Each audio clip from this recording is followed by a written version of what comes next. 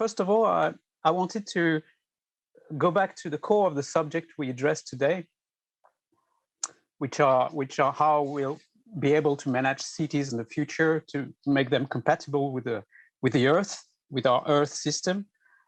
And to get back to cities, cities are the cradle of civilizations. I mean, since as you see here, this beautiful picture of Shiban in Yemen, since the founding of the first city 3,500 years before Christ in Mesopotamia, the cities have allowed the advent of democracy through the Greek city, the creation of wealth as well, by concentrating the means of production during the Industrial Revolution, and the acceleration of innovation and creativity by bringing together collective intelligence in one place, especially since the digital revolution.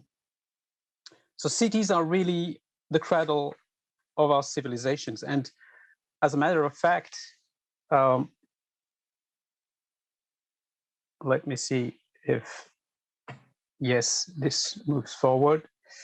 All right. As a matter of fact, the city model has enjoyed worldwide success to the point of becoming the dominant mode of habitat for humans today. I mean, just think of it. In 1700, there were 650 million people living on this planet, and only 7% city dwellers, 45 million. In 2007, 3 centuries after, the world population had multiplied by 10 to reach 6.4 billion people, while the urban population had multiplied by more than 70, reaching 3.2 billion and exceeding that of the countryside. And projections shows that in 2050, city dwellers will be 65%, or more than 6 billion people out of 9.5 billion people. So as Jeremy Rifkin says, we really have become Homo urbanus today. And the reality is this today. There are already 23 megacities, which means urban areas above 10 million inhabitants. And there will be 37 in 2025, with 9 megacities exceeding 20 million inhabitants. The strongest growth going to Delhi. In 2025, 22 out of 29 megacities will be in developing countries like India, Africa, South America. And the way it looks like when you take a few steps back is this. We have uninterrupted urban fabric stretched for hundreds of kilometers, like the Boswash Corridor, Boston, Washington, 800 kilometers of urban fabric and 44 million inhabitants, or the Japanese Taiyo Belt, 1,200 kilometers and 105 million inhabitants. 80% of the Japanese population over only 6% of the territory. If you look at China, the 4 clusters of Chinese megacities around Beijing, Shanghai, Canton, and Chengdu each have nearly 100 million inhabitants and have a GDP of $2,000 billion, which is India's GDP today. So this is how it looks like. And when you take one more step back, this movement of urban concentration goes hand in hand with the movement of increased connectivity. We've heard that today, the connectivity of our towns, of our cities, of people. There is 64 million kilometers of roads, 4 million kilometers of railways, 2 million kilometers of pipelines, 1 million kilometers of internet cables, and infrastructure investments are accelerating at a rate which is $1 billion invested in infrastructure per year for 1 billion population. So the Earth is slowly becoming this. If you take one step further back, even in space, we have some 1,500 operational satellites and 30,000 space debris. This is how our planet looks like today. It's turning totally artificial. So how do you stop that? We have transhumanists like Jeff Bezos, Elon Musk, or Richard Branson, who are, to me, acutely blind. They're chasing the dream of making technology our savior. But right now, what's happening is this. We have triggered cycles that are turning us into Venus, and this is scientifically proved. So to be convinced of our urbanization model, of the limits of our urbanization models, just look at one typical European city of 1 million inhabitants. And those figures are from 1990, so I don't know if we've made any progress since then. This kind of city consumes 11,500 tons per day of fossil fuels. That's 328 semi-trailers, 320,000 tons per day of water, 2,000 tons per day of foodstuff, and it emits 25,000 tons per day of carbon dioxide, and 1,600 tons per day of solid waste. This is urban metabolism. If you look like Patrick Geddes in 1915, if you look at a town like a living organism and you do some urban metabolism on it, this is what comes and this is what comes out. It's a fully industrial, thermofossil, linear process. And of course, 300,000 tons of wastewater. So when you look at all this, I mean, despite all the urban growth that we have seen, cities occupy yet 2% of the planet's surface, but we consume 75% of the planet's natural resource. I mean, the buildings today, if you include agriculture, it's 1/3 of the planet's surface, and 75% of the planet's natural resources. So what do we do with all this? And that's where the last sad part, and I'm sorry to bring all this bad news at the end of the day like that, but there's some hope right after, so I hope you bear with me. The worst part of it, and because we are working at CEEBIOS with biomimicry and we love nature, the worst part of it is this: 50% of the planet's wildlife has died off in the past 40 years. And the current rate of species extension is up to 10,000 times greater than would naturally be expected without us humans. So, I mean, those figures are enough. We have triggered the 6th mass extinction. And today, humans are the asteroid. That's what's happening right now. So, and I hope this is the better part, and reconnecting to all the great projects you've shown us, but I'm sorry for this, but we have to keep in mind what's happening and the level of what's happening. There is enormous effort to do together in order to change this trend.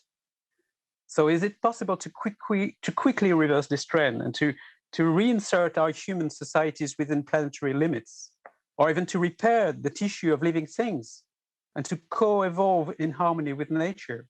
This is precisely the promise of regenerative design and regenerative development. Hence, the importance of all the works you're conducting. So we've seen at the beginning with work group 1, we've seen the shift in paradigm. We've seen today the new paradigm of restorative or even regenerative design compared to conventional design approaches, which basically just try to be like Bill Reed from Regenesis says. He says conventional design is like staying one step behind breaking the law. And that's usually what's happened. So we've seen improvements with ecological design, with green building design, trying to move up right this arrow. And all the projects you've shown today were really trying to take us upright this arrow. Through all those examples, we've seen emerging through biomimicry a completely new way of approaching the design of materials, of buildings, of cities, of territories. It is a real paradigm shift where it is not a question of doing less harm to the planet or even of trying to compensate or repair what we have destroyed. It is much more a question of reconnecting to all species in a virtuous global functioning. Like Daniel Christian Val says, we must reintegrate our biological being into the larger process of life that contains us. But, are we really having the impact we need to have in order to reverse the tragic trend I mentioned before? What are we missing exactly today in order to make the real paradigm shift? This is the fundamental question that we have to ask ourselves, despite all our best efforts that you've shown today. And I think there are, and this is an opening, this is to give us all some perspectives. There are 2 or 3 major subjects that I think are specifically important from what I heard today, and maybe some that needs to be completed. The first important concept, I think, is that regenerative design is a whole living systems design. It means, like its inventor, John Tillman Lyle, said in 1996, it is the conscious design of whole ecosystems. We can't hope for a better world if we don't integrate the interactions between all the layers of those systems in our design. Because when you make a little better on one circle, usually you make worse indirectly on other circles, because it's a system. You can't think of just improving objects. You have to improve interactions between objects. And this is where many projects today were very interesting in that matter, because they had already done this shift in the mindset, in the design mindset, trying to work on links, on interactions, on systems, and not only on the object. But we need to go one step further. We need to integrate all the scales of those systems. And when you look at the project, we need to look at how this project integrates into a larger whole. And there's another quote from John Tillman Lyle that I like, which is on the bottom left of this slide, which is, where nature evolved a never varying, endlessly complex network of unique places adapted to local conditions, humans have designed readily manageable uniformity. Understand? Industry. We've industrialized the way we build and plan our cities, which is the opposite of getting any closer to our living planet. So what we've seen today is this. Okay, what's interesting to see is how regenerative design and development is placing different approaches onto this. You see on the left here, you see the scales of pattern harmonization, which means the different levels of the systems that I've shown you before. And you see which different approaches can be used in order to progressively come to a living systems and consciousness. So to really become nature again and not disconnect from nature. And you see here, regenerative development is really the last circle here. And why that? We've heard a little bit, again, with work group 1, we've heard a little bit about this in the beginning. And there's a real difference between restoring, regenerative design and regenerative development. Regenerative development means developing the capacity of human and non-human living systems, which means all living species, to realize their innate potential. It really goes one step further. It's not to repair, it's not to regenerate in a design to stabilize ecosystems. It's to co-evolve with those ecosystems to build better ecosystems. The human species can be the shepherd of the whole nature, not the master of the nature. And for this, we have to enable human communities to co-evolve with the natural living systems they inhabit, while continuously regenerating environments and cultures. And I think this is maybe one thing, and one last thing, that is fundamentally the most important if we are to manage this paradigm shift. It is cultural. It is cultural. The co-evolving with nature is a total